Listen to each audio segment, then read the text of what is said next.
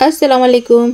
तो आज की रेसिपी बहुत ही मज़ेदार होने वाली है और ये मज़ेदार होने के साथ साथ बहुत ही फ़ायदेमंद भी है, क्योंकि हम बनाने वाले हैं ड्राई फ्रूट्स डालकर बहुत ही मज़ेदार हलवा। और ये डिलीशियस हलवा अपने बजट में भी बनाकर तैयार कर सकते हैं। कुछ ही इंग्रेडिएंट्स से हम इसे तैयार करेंगे। तो चलिए बनाना शुरू करते हैं ड्राई फ्रूट्स का मज़ेदार हलवा। तो पूरी वीडियो को लास्ट तक बिना स्किप करे देखिएगा। तो सबसे पहले हम गैस पे पैन रखेंगे और थोड़ा सा हम इसमें घी डालेंगे। और ये जो हमने डाला है थोड़ा सा सूखा नारियल, बिल्कुल थोड़ा सा उसके टुकड़े कर लिए हैं। और इसके साथ 10 काजू और 10 बादाम को आधा आधा कर लेंगे। और ये गार्निशिंग के लिए हम इसे भूनकर रख रहे हैं। इसके बाद हम फिर दोबारा से थोड़ा सा घी डालेंगे और देसी घी का इस्तेमाल करना है। फिर से हलवे में जाने वाले ड्राई फ्रूट्स को भून लेंगे। 10 काजू और 10 बादाम लिए हैं, इसे अच्छे से भून लेना है। और ये जो मैं कर रही हूँ बिल्कुल धीमी आंच पे ही इसे भूनेंगे। इसके बाद इसे भूनने के बाद हम निकाल लेंगे। दोबारा से उसी पैन को हम रख देंगे और उसमें सूखा नारियल, जो कि बिल्कुल सूखा नारियल होता है ना, आधी बट्टी लेना है हमें। उसके बिल्कुल इस तरीके से टुकड़े कर लेंगे और इसे भी धीमी आंच पर हल्का कलर आने तक भूनेंगे। और ये जितने भी हम चीज़ें इसमें इस्तेमाल कर रहे हैं ना, सारी चीज़ें फ़ायदेमंद है। कोबरा भून चुका है, ये भी उसी प्लेट में निकाल लेंगे इस तरीके से। अब ये वही पैन को हम रखेंगे। दोबारा से ये थोड़े से सनफ्लावर सीड्स है, हिसाब में देखा जाए तो 1 टेबल स्पून सनफ्लावर सीड्स है। इसे भी धीमी आंच पर हल्का कलर आने तक भूनना है हमें। और ये कलर बदलने के बाद इसे फिर दोबारा से हम उसी प्लेट में निकालेंगे। इसके बाद हम 1 टेबल स्पून पम्पकिन सीड्स को थोड़ा सा घी डालेंगे। बिल्कुल थोड़े थोड़े ही घी का इस्तेमाल कर रही हूँ मैं, और आप चाहे तो ज़्यादा भी कर सकते हैं। इसके बाद ये भी डालकर हम इसे अच्छी तरह भून लेंगे हल्का कलर आने तक। ज़्यादा हमें भूनना नहीं है, हल्का कलर आने तक ही हमें भूनना है। और सारे चीज़ों को इसी तरीके से धीमी आंच पे ही हमें भूनना है। और चाहे तो अगर आंच ज़्यादा तेज़ हो जाए तो आप इसे ऑफ भी कर सकते हैं, फिर दोबारा से इसे स्टार्ट करके आप भून सकते हैं। और दोबारा से हम वही पैन में ये मखाने हैं, और मखाने एक जो छोटी सी कटोरी होती है ना, वो उतने से लिए हैं। सारे मखाने डाल देंगे। थोड़ा सा घी का इस्तेमाल करूँगी। मखानों को ज़्यादा घी लगता है, मगर हम जो फ्राई पैन में जो तल रहे हैं ना, ये नॉन स्टिक ही है, तो इसमें ज़्यादा घी का इस्तेमाल नहीं होता है। तो बिल्कुल 1 टीस्पून का ही इस्तेमाल किया है मैंने। अच्छी तरह से क्रिस्प होने तक हमें भून लेना है, यानी कि जब ये ठंडे हो जाते ना, हाथ से टूट जाएंगे, तो तब तक हमें ये भूनना है। और जैसा कि हम मखाने भूनते हैं ना, ये आहिस्ता से छोटे हो जाते हैं, तो आप इसी वक्त इसे समझ जा सकते हैं कि ये तैयार है। तो हम इसे निकालेंगे। दोबारा से हम ये 1 टेबल स्पून जो गोंद होता है ना, गोंद कतीरा, वो है। और ये भी बहुत ज़्यादा घी पीते हैं अच्छी तरह भूने जाने में, मगर मैं बिल्कुल थोड़े ही घी में इसे भून रही हूँ। और ये अच्छे पॉपकॉर्न की तरह जब उभर कर आते हैं ना, तब तक हमें इसे भूनना है। धीमी आंच पे ही हम इसे करेंगे। और ये इसके भी बहुत ज़्यादा फ़ायदे हैं। जितने भी मैं चीज़ें इस्तेमाल कर रही हूँ ना हलवे में, ये जो हम सर्दी के मौसम में और आखिरी सर्दियाँ हैं, तो ये ज़रूरी से बनाकर खाइएगा और बच्चों को भी दीजिएगा। बहुत ही टेस्टी भी होता है ये हलवा। और ज़्यादा हम ड्राई फ्रूट्स का भी इसमें इस्तेमाल नहीं कर रहे हैं। थोड़े थोड़े से ही मेन ड्राई फ्रूट्स हमने इसमें लिए हैं। काजू बादाम और सीड्स लिए हैं, फूल मखाने और गोंद कतीरा। कुछ ही चीज़ों से बहुत ही मज़ेदार हमारा हलवा तैयार होगा। और ये हमारा गोंद कतीरा अच्छी तरह होने के बाद हमने इसे निकाल लिया है।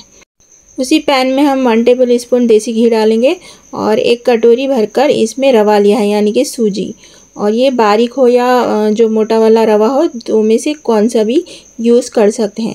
इसे हम भून लेंगे और इसका जो बादामी कलर आता है ना, उस तरीके से कलर आने तक हमें इसे भूनना है। ये भी हम धीमी आंच पे ही करेंगे। हल्का बादामी कलर आने के बाद हम उसी जितना हम मेजरमेंट में जो ले रहे हैं ना, हिसाब से 1 कटोरी रवा, उसी तरीके से हम 1 कटोरी गेहूं का आटा इस्तेमाल करेंगे। ये दोनों चीज़ें कम ज़्यादा नहीं होंगी, एक ही कटोरी से इसका हिसाब लगाया जाएगा। यानी कि हम जब सूजी 1 कटोरी ले रहे हैं ना, तो आटा भी हम 1 ही कटोरी लेंगे। दोनों बराबर लेंगे। देखा जाए तो ये 1 बड़े कप के हिसाब से होगा। और इसे अच्छी तरह भूनेंगे। जब तक भूनना है हमें कि इसका कलर बदल न जाए।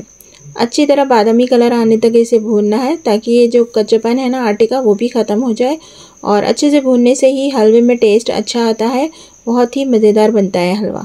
इस तरीके से हम इसे छोड़ना बिल्कुल भी नहीं है, धीमी आंच पे ही हम इसे भूनते जाएंगे। अगर आप चैनल पर नए हैं तो कुक विद बरकत को सब्सक्राइब ज़रूर कर लें। अगर आपको इस वक्त इस दौरान रेसिपी ज़रा भी अच्छी लगे तो इसे लाइक भी ज़रूर कर लीजिए। तो अब ये हमारा आटा अच्छे से भून चुका है, यानी कि सूजी और आटा दोनों मिक्स होकर अच्छी तरीके से बादामी कलर आ गया है इसका। तो अब ये हमारा आटा भूनकर तैयार है। तो चलिए हम नेक्स्ट चीज़ देख लेते हैं। जितने भी हमने ड्राई फ्रूट्स को भुने हैं ना, सारे ग्राइंडिंग जार में डालकर इसे पीसना है। दोनों सीड्स को छोड़कर सारी चीज़ें हम पीस लेंगे और इन सब चीज़ों का अच्छी तरह फाइन पाउडर तैयार कर लेंगे। और जो दोनों सीड्स हैं ना, ये सीड्स हम अलग से रखेंगे, यानी कि सनफ्लावर सीड्स और पम्पकिन सीड्स, ये दो चीज़ों को हटा लेंगे हम। बाकी की चीज़ों को हम पीसकर इसका फाइन पाउडर तैयार कर लेंगे। तो चलिए अब हलवा बनाने की तैयारी करते हैं। और सबसे पहले हम जिसमें हलवा हमें बनाना है ना, वही कढ़ाई लेंगे और कढ़ाई को गैस पे रख लेंगे। अभी भी आंच धीमी है। और ये गुड़ है, और गुड़ जो है ना 150 ग्राम मैंने इसे कट कर निकाल लिया है। तो ये गुड़ जो है ना हार्ड होता है, तो हम इसमें थोड़ा सा पानी का इस्तेमाल करेंगे। बिल्कुल थोड़ा सा पानी ही डालना है ताकि ये अच्छी तरह मेल्ट हो जाए। इसके बाद 2 इलायची को खोलकर डाल देंगे ताकि इसमें अच्छी सी खुशबू आ जाए। धीमी आंच पे इसे अच्छी तरह पकाना है। इस तरीके से ये अच्छे से मेल्ट हो गया और पक चुका है। अब हम इसमें ये अच्छी तरह पकने के बाद आहिस्ता आहिस्ता से सारे जो रवा आटे को हमने भुना था ना, वो बिल्कुल आहिस्ता आहिस्ता से इसमें डालते जाएंगे। लम्स आने नहीं देंगे और इस वक्त हमें इसे बिल्कुल भी छोड़ना नहीं है। कुछ देर इसी तरीके से इसे मिलाते जाएंगे ताकि जो रवा आटा है ना अच्छी तरह इसमें पक जाए। और ये अच्छी तरह पकने के बाद हम जो पीसे हुए ड्राई फ्रूट्स मखाने हैं ना सारे, इसका पाउडर इसमें ऐड कर लेंगे। और ऐड करने के बाद हमें इसे बिल्कुल भी छोड़ना नहीं है, तभी हम इसे मिलाते जाएंगे, वरना ये बिल्कुल भी जम जाएगा। तो आंच पे ही, धीमी आंच पे ही हमें इसे मिक्स करना है। सारी चीज़ों को अच्छी तरह मिक्स कर लेंगे। अब ये हम हलवे को अच्छी तरह हम भूनेंगे। कुछ देर हमें इसी तरीके से भूनना है। और इसमें नॉन स्टिकी कढ़ाई लेने पर ही ये चिपकेगा नहीं, वरना इस तरीके से मैंने लिया है ना तो ये चिपक रहा है। आप जब भी बनाएं इसे नॉन स्टिकी में बनाएं, ज़रा भी नहीं चिपकेगा। इसके बाद हम 2 टेबल स्पून देसी घी डालेंगे। और जब भी हलवा हम बना रहे हैं ना तो देसी घी का ही इस्तेमाल करेंगे, वरना इसका टेस्ट अच्छा नहीं आएगा। देसी घी में ही इसका टेस्ट अच्छा आता है। इसके बाद सारे ड्राई फ्रूट्स को, यानी कि जो 2 सीड्स थे, काजू, खोपरा, बादाम, सारी चीज़ों को हमने स्टार्टिंग में भून लिया था। तो ये सारी चीज़ें इसमें डाल देंगे। इसके बाद ये अच्छी तरह मिक्स कर लेंगे। अब गैस हमारा ऑफ है, ऑफ पे ही हमें इसे मिक्स करना है। और चाहे तो अब ये हमारा हलवा तो तैयार है। अगर आप चाहे तो इसे बर्फ़ी टाइप भी बना सकते हैं या फिर इसे इसी तरीके से भी दे सकते हैं। तो वो बेहद मज़ेदार बनता है। एक बार इसे ज़रूर ट्राई कीजिएगा।